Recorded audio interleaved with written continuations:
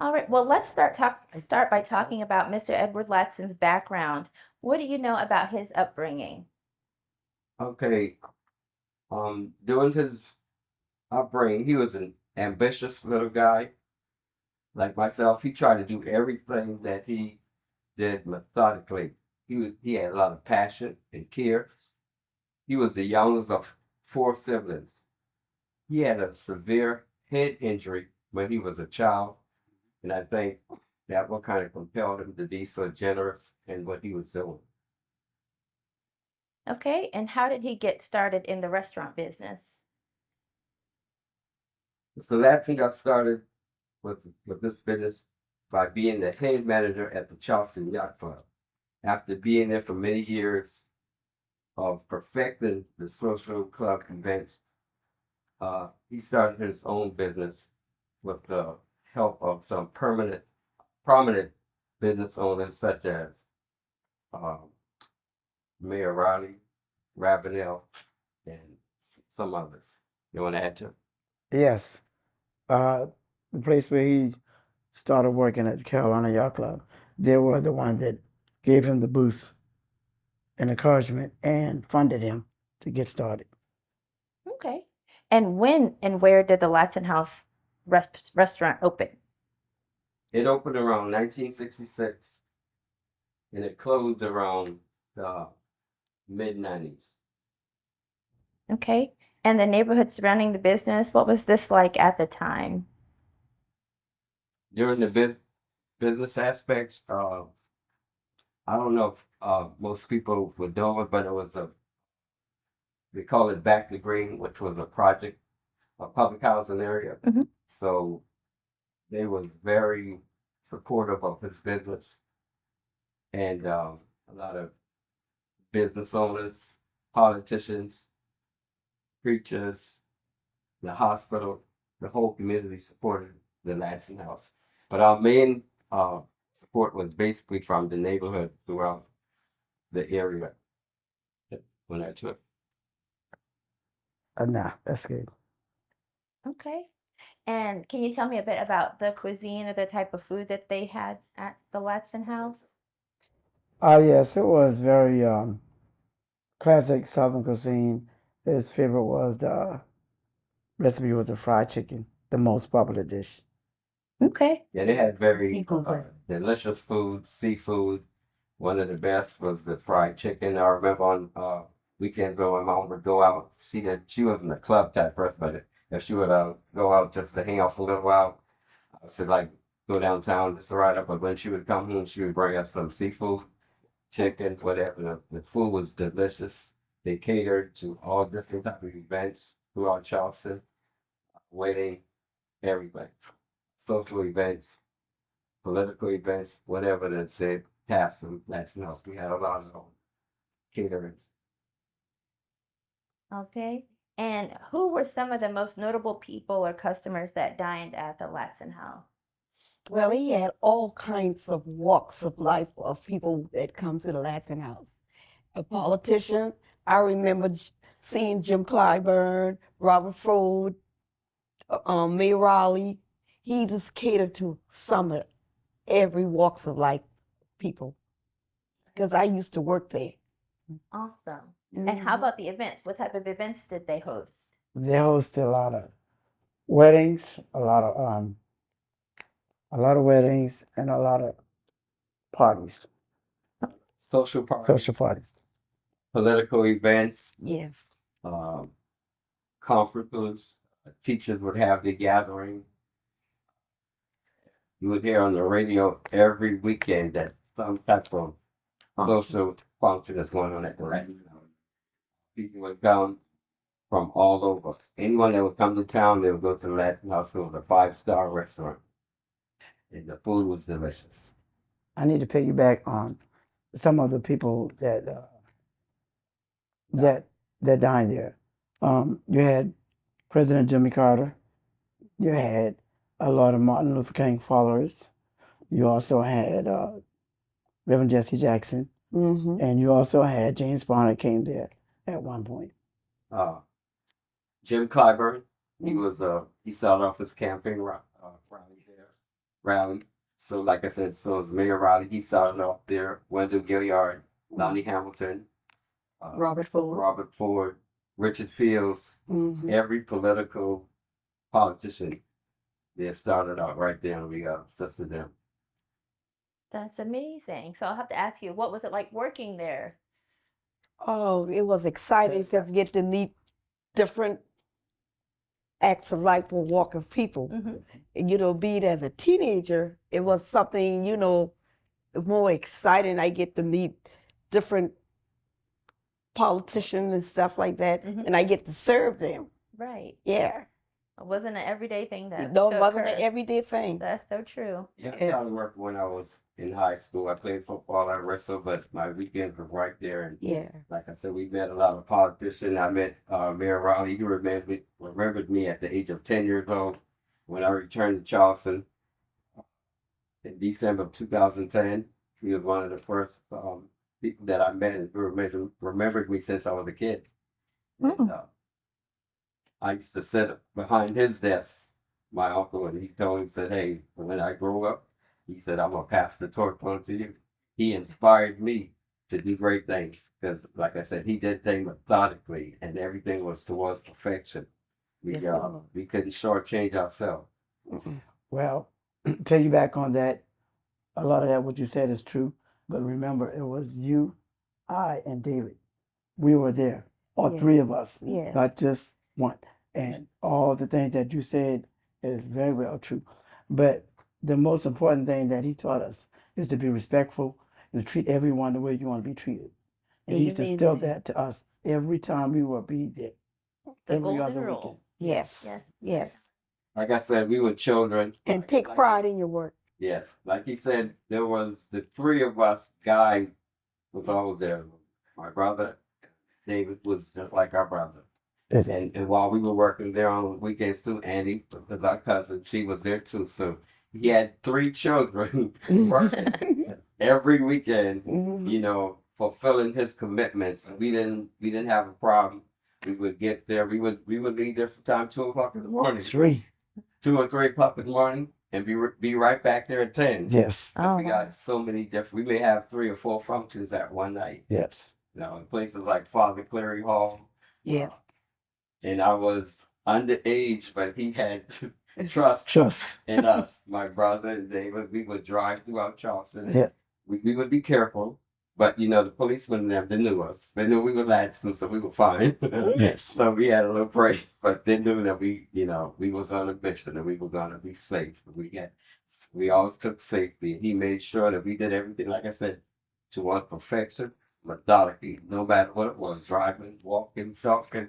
We had to have respect, and like I said, we were going different places, doing 3 functions at one time. And like I said, we all did it together collectively. Like I said, Annie was always there with us too.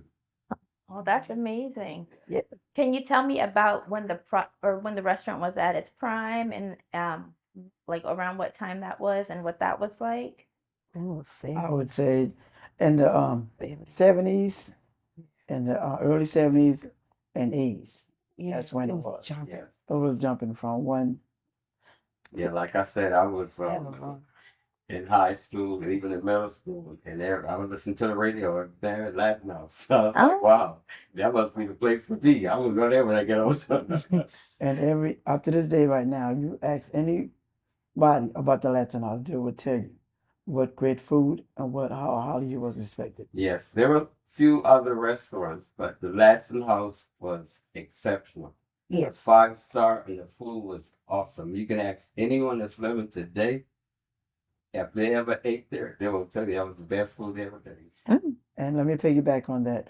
I know y'all heard of Masalu Kitchen.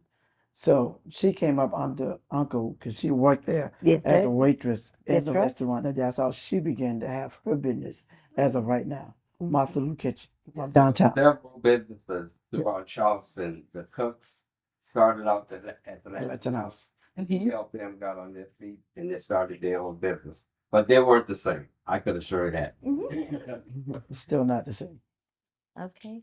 And I understand that you're saying that he did help a lot of people Yes. get their start in their own Mhm. starting their own restaurants. But Yes. how about what else did he do, Mr. Edward, do in the community? Oh, he would if there is anything needed to be uh what's the word I want to use? I know he would donate a lot Sponsor. or sponsor a lot towards the school, and if someone needs something to eat, he was always there to give that helping hand. Yes, he was an iconic figure throughout the community. He did a lot of community service. He worked with the churches. He worked with all the politicians. Anyone that called him, There. he was there to help them. And he worked personally in the church, St. Luke AME Church. He was on the male choir. He had a very good baritone voice, Mhm. and I thought he was amazing. He was an amazing person. You know, he inspired so many people. He inspired the community. He helped out his community. He employed so many people throughout the community Yes. and the people around our community, which was primarily, you know, the Afro American community. That's Yeah. why I reach out to them so much because, you know, without them, it wouldn't be Yeah. us as a Ladson House because they supported us. I mean, 110%.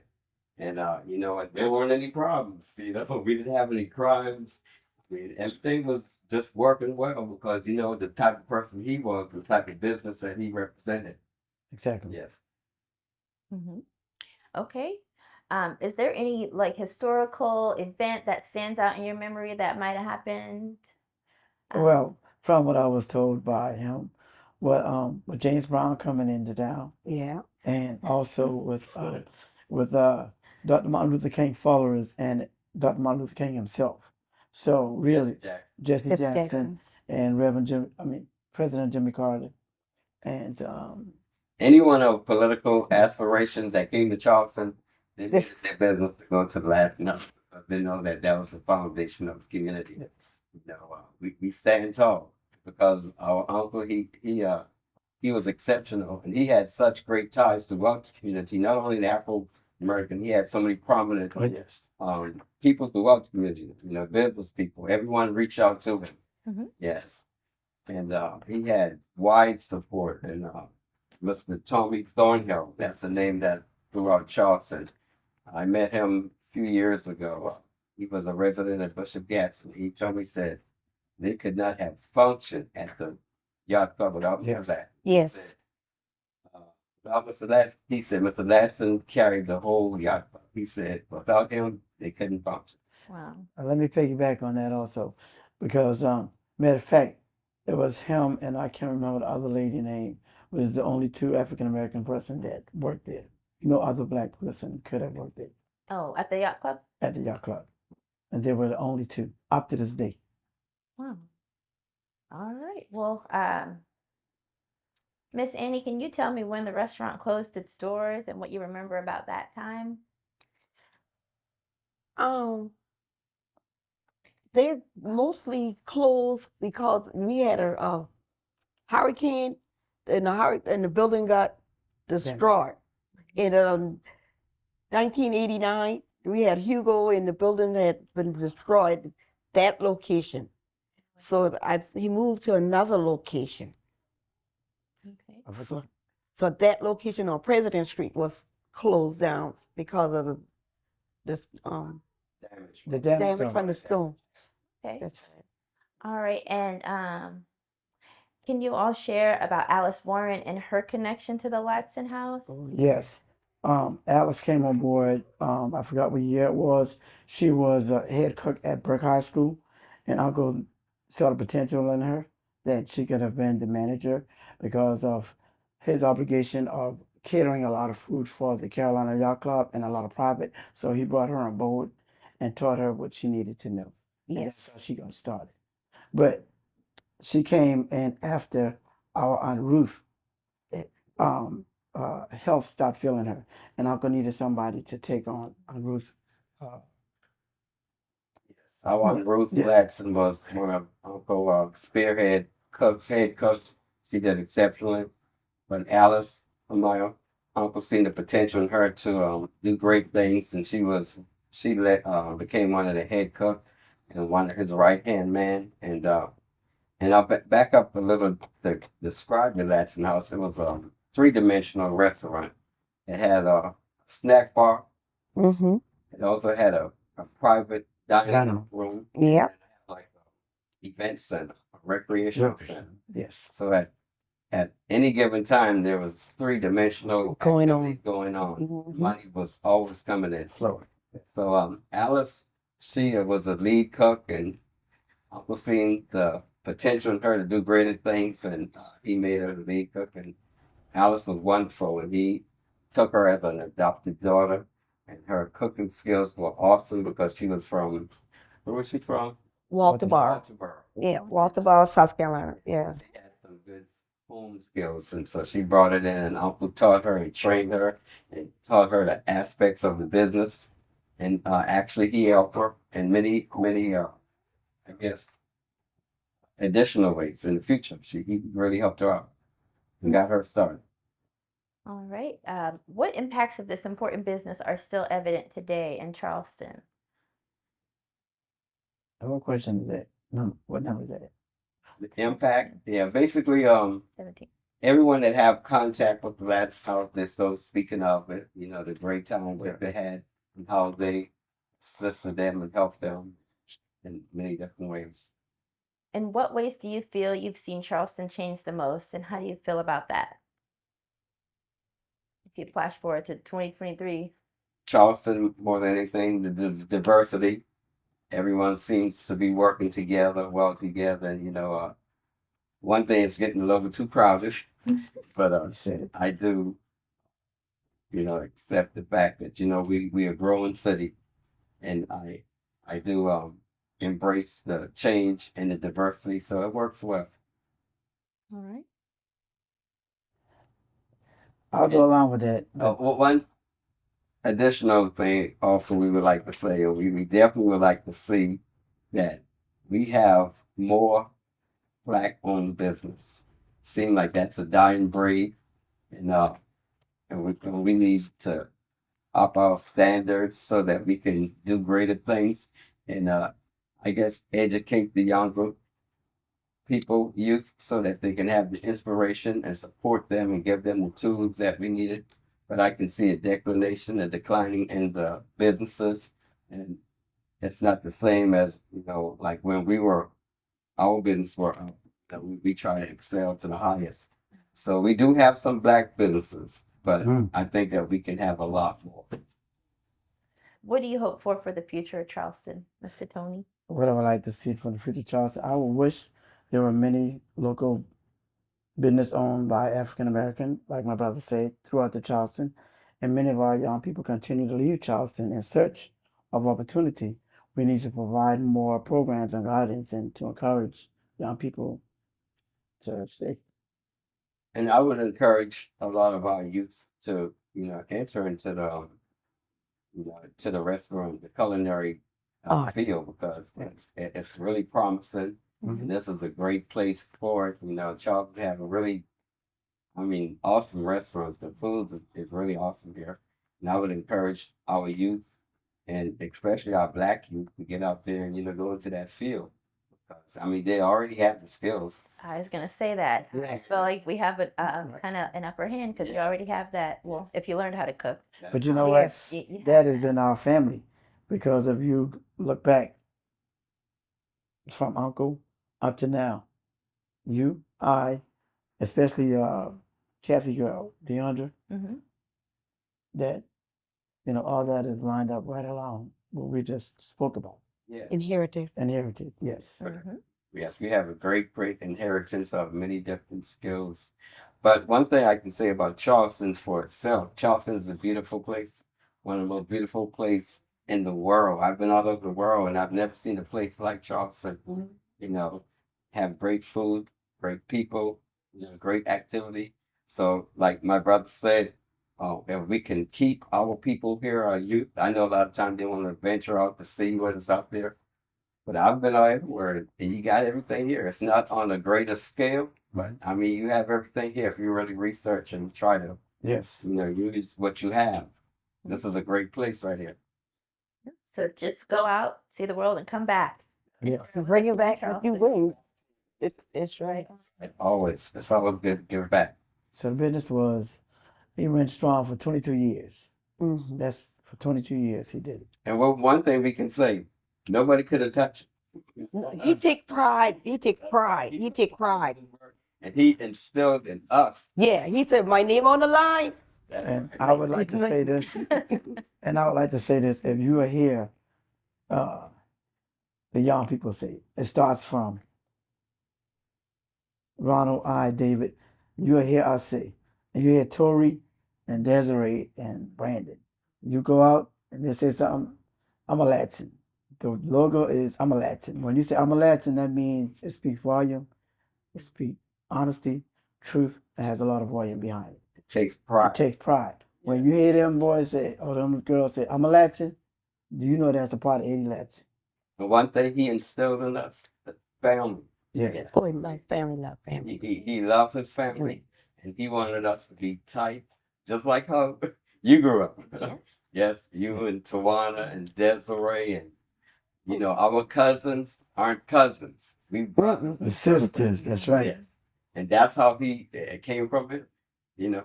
And that's what he instilled, and that's why our family have such a strong bond, you know. You know, That's every family have their little Special. problem, even our family, but we know how. We work over that. We know we build up. And you're Very, right. very special to be from Charleston and to have such a great family. Strong ties. Strong ties, you have the support, you always have the Yeah. encouragement, the drive Yes. to go on and do great things. So I always say to Mr. encourage each other. Eddie, that's the name. And my wife can tell you that when we first came to Charleston, and I went to look for furniture, Dixie Furniture was one of them, and we was getting ready to purchase furniture, and he told Mr. Skippy, he was the manager. Yep. He said, "This is the Ladson, this Eddie Ladson, whatever he want, make sure he gets it." The Engel brothers He said, too. if it doesn't work with his credit, make it work. And that is true. Yeah. And that's, And he said, I didn't have to worry about the credit, but I was good. but Yes. it's another story. The grandmother, on Florence, she bought all the furniture that same house that we're in now. Those furniture came from Chase Furniture Store. You know where Chase was? And because Florence and my grandmother went there, and because they went to Chase, that's where we got our furniture from. And when I went there, just like Ronald said, the man at Dixie, the man at Chase said, "You're a Ladson? You kin to Eddie Ladson? You kin to Florence White?" He said, "Don't even check the credit." The Engel So brothers it's too. the name. Yeah, the Engels. Engel brothers, they had a furniture store too. So- Everybody know it. So Mr. Lady Latson. So when you go there, that's why I say, and we have a little discrepancy about that sometimes. And I say, I'm a Latin. Oh, no. I'm not claiming everybody who's a Latin because everybody's not Well, we that gotta part of move on. Latin. So, Mr. Mhm. Ladson, Mhm. what I like to say about him, even Mayor Rodney, okay, he remembered me at that young age. And he told me when I got back, he said, "You need anything." He said, "I remember you, Eddie Ladson nephew. You need Yeah. anything, you come to me." And wherever I went, no matter what I tried to obtain, I told them who I was, they said, "You know what? All you gotta do is say the word. You don't need to even run a credit." But Mhm. that's the type of person he was, because he helped everyone. Yeah, Yes. I totally agree. 100% with that. That's why I still say everybody who say they're Latin and not a Latin. Unless you can do any Latin.